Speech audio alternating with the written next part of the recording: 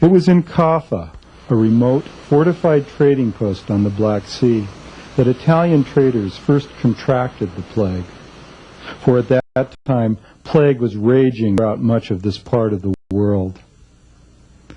When the Italian traders themselves began to fall ill with the disease, they quickly abandoned their fort, sailing back to the safety of their home port of Genoa.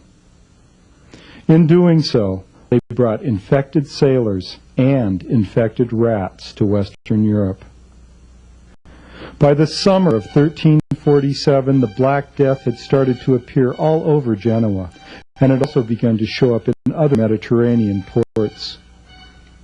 Infected sailors carried the disease to Constantinople, Athens, and Crete, to Alexandria and Sicily, and soon the plague stormed across the rest of Italy. It followed the trade routes of ships, spreading like wildfire to countless seaports, both in Europe and in Africa.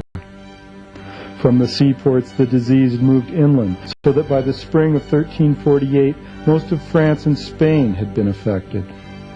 And it had reached into Ireland and southern England as well, killing over half the people in London. By 1349, the epidemic had blanketed most of Scandinavia and Eastern Europe, and finally, in 1350, the plague entered Russia. Medieval people were overwhelmed by the astonishing loss of life all around them, and, lacking any understanding of how the disease was transmitted, they were defenseless against this assault.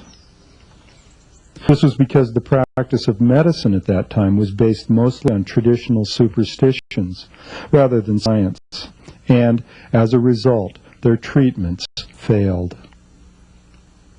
Unable to halt the spread of the plague, city dwellers fled in panic to the countryside, while country people simply tried to escape from each other.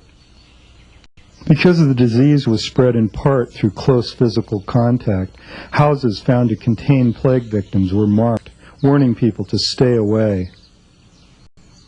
As the Black Death raged on, whole families were exterminated. Many large estates stood empty, and sometimes entire villages were completely wiped out.